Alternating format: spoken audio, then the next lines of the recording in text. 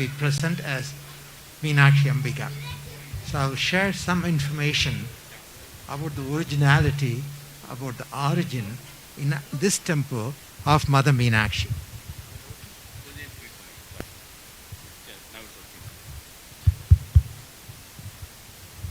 The story starts about 50, maybe a little longer than 50, 55 years ago, when I was here as a professor at Wayne State, and I got involved in mysticism at that time.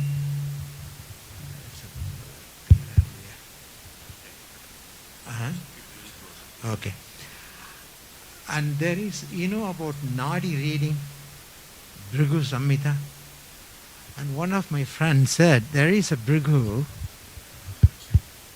and that is a conversation between Mother Meenakshi and Ganesha. That is what written in the scroll. How long ago? Probably 5,000 years ago, but it has been reproduced from the memories, and the one I am looking at would be about 300 years, 400 years old. Madurai king, I think, sponsored it, and it is written as a Nadi. Bhrigu Samhita. There are many of them. If you go to Vaidiswaran temple, you'll see many of them. But how many of them are authentic, we don't know. But this one was very good because I checked it out and I did studies of various Nadi Bhrigu reading. This seems to be the most accurate. How it starts is, you go there, you sit before Mother Meenakshi. And this reader, who has to be a mystic, he cannot just read, because I saw many times those scrolls in palm leaves. What is there and what he says are different. So obviously what he's saying is something coming through him through some yakshinis. You know who yakshinis are. This place is full of yakshinis. So she is transmitting to him, but he does look at the scroll. I call it a scroll. And some of them are there. Some of the information he gives is there, but he gives a lot more than what is in that. So I know, so when I got to know him, I asked him, who is this? Then he admitted. Initially he said he's just reading it. Then he admitted, no, I do meditation. I invoke some yakshinis, and they come and interpret to me, and I read it, so that I can read a lot more than what the scroll is showing. So this is how it started. Afterwards, I had a very close relationship with that Siddha mystic. He had come here many times to our temple, helped me to identify the Vigrahas and the Sabati. Many ways he helped. He is in Jiva Samadhi, he is no more. So this is a conversation between Ganesha and Mother Meenakshi. Ganesha asks Mother Meenakshi, tell me the story of the soul in this life. And Mother Meenakshi will answer. And that's what I'm hearing. And there she said, I will come. There are my children all over the world, and many of them are waiting for me to come and communicate with them. You would be instrumental. I will use you, not now, long time from now, because this is 55 years ago. Time will come. At that time, I will come to you and then ask you, build my house. That was 55 years ago. This house was built about 30 years ago. That means it took that many years for me to get to know that vibration so that it can connect to me. It took a long time. But it did happen in 1994. And while it was happening to me, there is another board of director, you might have seen her, Dr. Keski. She had a vision of mother, that mother. And that was Mother Karumari Ambika. But the information was given by Mother Meenakshi. She said, I will be there, but you won't call me Mother Meenakshi. You'll call me Adi Parashakthi Karumari Ambika. Karumari itself is a mantra. It represents all the four aspects of our divinities. So we never called her Meenakshi Ambika. But it was Meenakshi Ambika's vibration who was giving all the information and helping us through the process of building, constructing. Now, anybody can build a temple, but it has to be something that divine should want it. And divine should give you the information, what mantras, what vigraha, what rituals you have to use, because it's very ritualistic. The transmission of the cosmic vibration is very ritualistic. Unless you have that entity telling you, you cannot know that. Right? For instance, I go to Himalayas for Tirtha Yatra. I'll discuss with you next Saturday, I think. I'll tell you what is meant by Tirtha Yatra. That means you are going to those Tirtha Pidas and doing it, but you don't know that. So I do on your behalf, but connection is made between that entity, wherever, whatever I'm doing, and to you, even though you are not aware of it. So next week I'll relate some of it to you. These areas you would not have heard of, but you would know it. Once I relate to you, you would feel that. That will be between your Atman and Paramatman. So many mystical things happen at that time. So she appeared to this physician, who is an American physician, and she asked me, who is this form who's coming to me repeatedly? And then I showed the picture of Mother, and he said, yes, how do you know she's coming to me? I said, she's coming to me too. She's probably coming to many people, but they don't know, and we are fortunate enough to be given that assignment, so she has to tell us many secrets so that we can build the house. Otherwise you cannot build our house. So many secrets, many siddhas, many gurus, all were intermingled. Some of them I'll show you next week.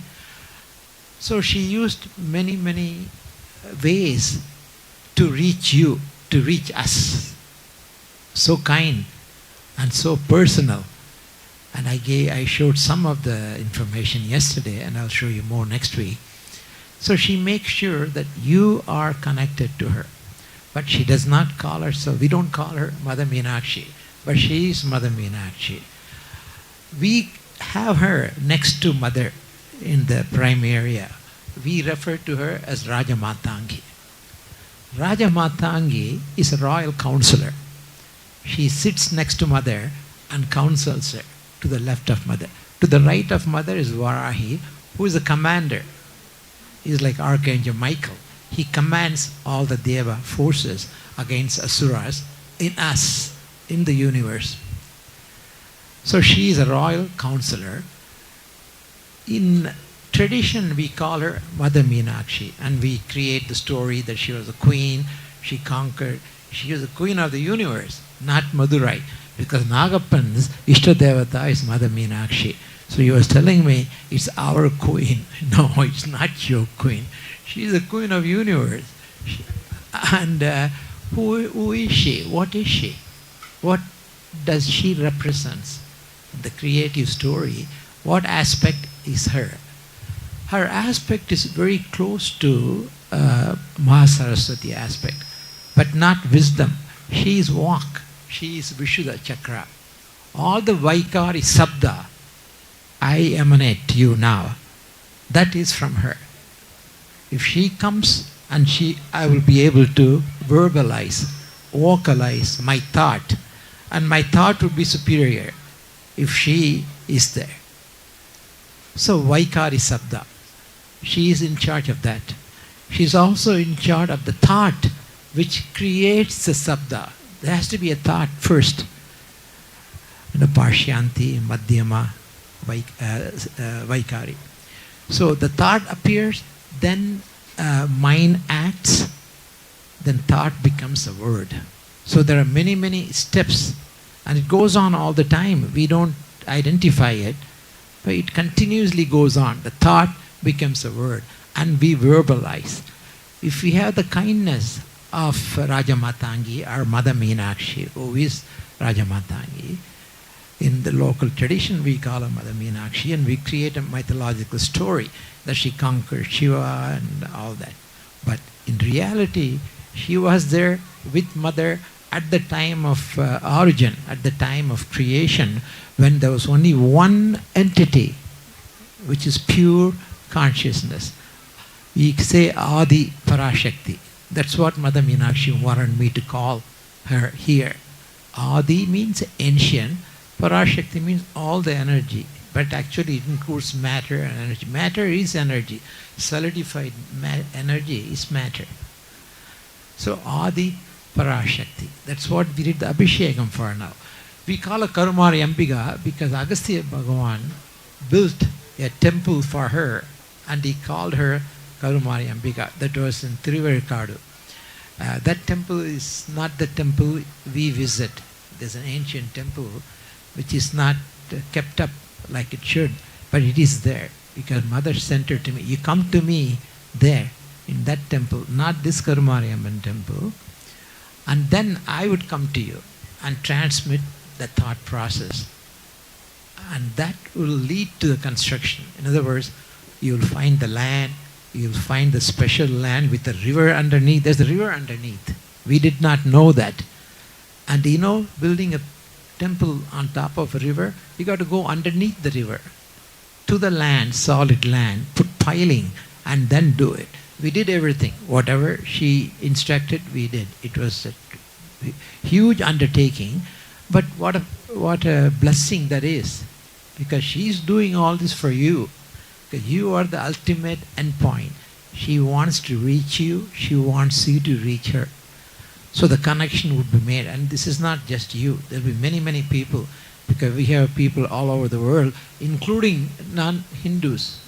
There are some Muslims who are devotees. So she goes beyond religion.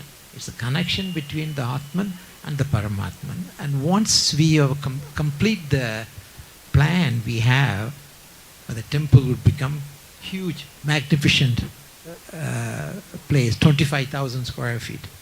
It was 8,000 square feet before. So you can imagine the magnificence of that with various Sannidhanam, 24 Sannidhanam she had given. There could be more. But we will install all the one. And those 24 Sannidhanams will include many of your Ishtadevatas. May not be this life. They are Ishtadevatas many lives. In this life, you may not even have known them until we build it. Then you come and see it. Then that thought will wake up in you. So many of you don't even know which is that Ishtadevata is going to be installed, who will come to you and communicate with you. So this place is very mystical. It's a Kundalini temple. She is mother of Kundalini. Kundalini is ultimate gnosis, wisdom. And Rajamatangi is a wisdom aspect, like Mahasaraswati is, like Mercury. Buddha is connected to her. That's why this green color is important, because colors have meaning. They emanate certain vibrations which wakes up certain cosmic aspect in you, which is connected to prana, not to mind. You may not be aware of that, but it's connected to prana and the mind and then Vijnanamaya. And you may not know it consciously. So colors are important. So blue for Saraswati, green for Rajamatangi and Mother Meenakshi. So we all wear green. And Pam, she was in Mother Meenakshi's temple about 35 years ago. 35 years ago she gave her a mantra, Mother Meenakshi's mantra, beautiful mantra. She's been chanting for 35 years. And that's a very meaningful mantra. And because of that, many of the wisdom things woke up and realization came because of that. And these are all metaphysical. They are not normal life activities. And once it wakes up, then the cosmic energy outside reaches you. This place is full of Yakshinis, Vidyadharas, Mohinis, Gandharvas. These are all super sensual forces. They're high vibratory. You cannot see them. You can feel them. If you have gnosis, that's what they call third eye. If that is woken up, that is Kundalini center. Woken up, then they communicate with you. Otherwise, they do communicate, you may not be aware of that. So all of you, Kundalini is awakened. Otherwise, you won't be a human. If Kundalini is not awake, you will be an animal. Once it reaches the human level of consciousness, the Kundalini starts in Mooladhara. That's why Ganesha is sitting there. Okay, he is the one who is going to take you to higher centers of activity, higher levels of consciousness, much higher than what we are receiving now. Once we complete all the construction, it will happen very quickly. And this all will be very metaphysical, but it will be there and you would know it because you will feel it. So that is Rajamatangi, Mother Meenakshi. So today we dress her as Mother Meenakshi. In Madurai she is manifest, but she is manifest everywhere. And there are many, many devotees here. She is the Ishta Devata. But she is the one who started the story here. Although we call her Adi Parashakthi, Mahamayi, and this is Mahamayi, Mahamari, Ambika, that is statue, Mahamayi. That is pure consciousness without anything else. And she became trillions of life form, including us. That's Mahamayi. Mahamari or Mahamayi. She transforms the Parabrahman into Saguna Brahman and then into Nada Brahman and then the creation of Tirumurtis. So there are many, many steps before the creation of Tirumurtis. But she is on top of that as Mahamayi, Adi Parashakti. And she becomes this. This morning I relate to you, Shiva Bhagavan wanted to know why there's so much misery in the universe. Every life form has misery. Why it's like that? Then she gives him the secret, the Sri Vidya Upasaka. And the Chandi Homa, we refer to that. That's how the Chandi Homa started. It was given to Dattatreya. Dattatreya gave it to Parasrama. Parasrama gave it to Sumanti Maharishi and then to Markandeya Maharishi. Then to us in a shortened 700 slokas. It was 18 when Parasram wrote that as Parasrama Kalpa Sutra, which is much more complex. So that is the origin of our Chandi Homa and Durga Saptasadi. So she is on top of him and she teaches him. That's why she is called Para Pattariga. The term Pattariga is a technique. What I'm doing now is a Pattariga technique. I'm relating to you my experiences. That is Pattariga technique. And she is Para, origin of all the Pattariga. And she used that technique to enlighten Shiva Bhagavan, who she was, how she was the only one before. And Shiva was with her. It is Shiva Shakti. You don't even differentiate male and female. Shiva Shakti is one, but it was present as a pure, undivided consciousness with full of love. That's why it's very important. In all the emotion, the love is the most important. That's important. That's how the creation starts. Otherwise, there's no purpose. She was all alone, and she wanted to experience. How does she do it? Creates us, creates all the life form, and experiences her through us. That's the reason for creation, and she is experiencing us. That's why she does so many things for us. So she will, I use the word wake up, because we are deeply asleep. At the minute we are born, we are asleep. Ignorance has taken over and we do not know our real self. We have lost that identity. And to wake up from that deep slumber, it's almost impossible. That is the reason why we need 100,000s of lifetimes to wake up and realize, understand that we are divine, meaning we are part of her. That's the only part in us as an Atman is real. Rest of it, Annamaya Kosha, Pranamaya Kosha, Manomaya Kosha, Vijnanamaya Kosha, even Anandamaya Kosha. They are all temporary. They are not part of her. Only the Atman we have is a piece of her. 1 trillion part of her exists as an Atman. So to realize that, that's the term self-realization, to realize who you are. For that you need Ganesha. That's why he's sitting in the Mooladhara. He gives the wisdom, the knowledge, and the many other elements. Buddha, for instance, so he's green. Buddha's color is green because he is the messenger. He transmits the thought process from up there to us in this level of consciousness. These are all levels of consciousness. They exist. At the same time, they exist. And we will keep moving to higher levels of consciousness with the kindness of Mother Meenakshi. How much more time? Okay. Her bija is I'm bija. Just like Saraswati, I am Hreem, Shreem would be her bijas. And that would be part of the mantras. There are many mantras. We will use them now. So you can invoke Mother Meenakshi because she is the origin of this temple. Even though we don't call her Mother Meenakshi temple, but now for the first time, she is going to have a magnificent Sannidhanam, which he has been asking for. Yeah, is a Nagapan, he's a board of director. That's his blessing to be here, become a board of director at that time when she is going to be recognized as a main cosmic energy in this temple. The term cosmic energy sounds unromantic, but that is a fact. These are all cosmic energies. They exist, but they exist in different vibrations. Everything is vibration. Ours is dense, slow. Our vibration may be 10,000 hours. This microphone may be one vibration. It's inanimate. We are animate, we are alive, we are consciousness. So we may be 10,000 vibration. And the closest yakshini to us, this place is full of them, would be million vibration. How would 10,000 vibration and a million vibration can connect? That's why we don't see them, but we can feel them. Many of our devotees have experiences where they felt these higher energies. They come as devatas, they come in yakshinis, they come in many fashion. But they are present and they will touch you. I have seen it and many of you have seen it.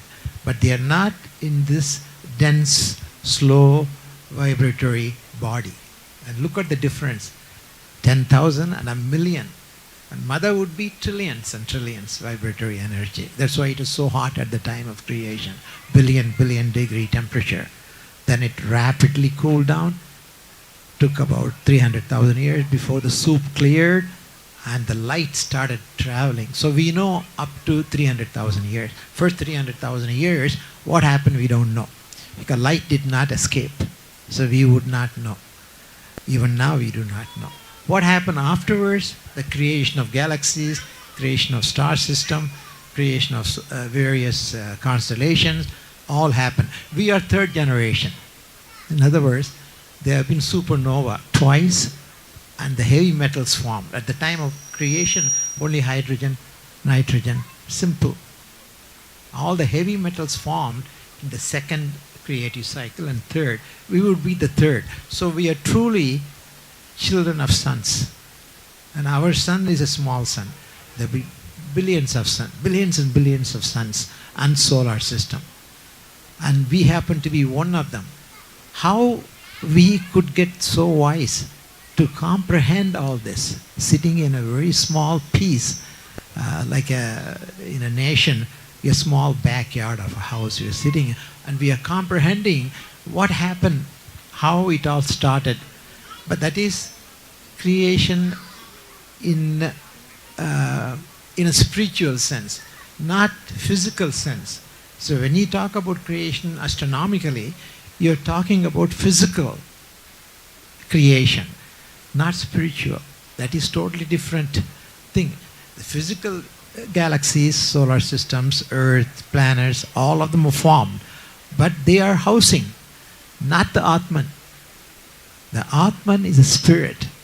For that, this solar system is created, these planets are created, and the connection between the planets and us.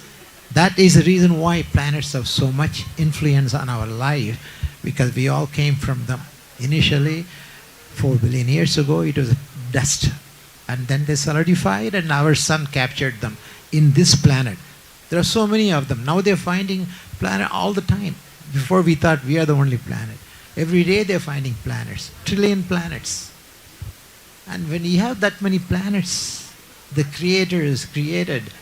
Can't you assume there must be a reason for that? If you go to a desert and see a house, you can assume there has been somebody there.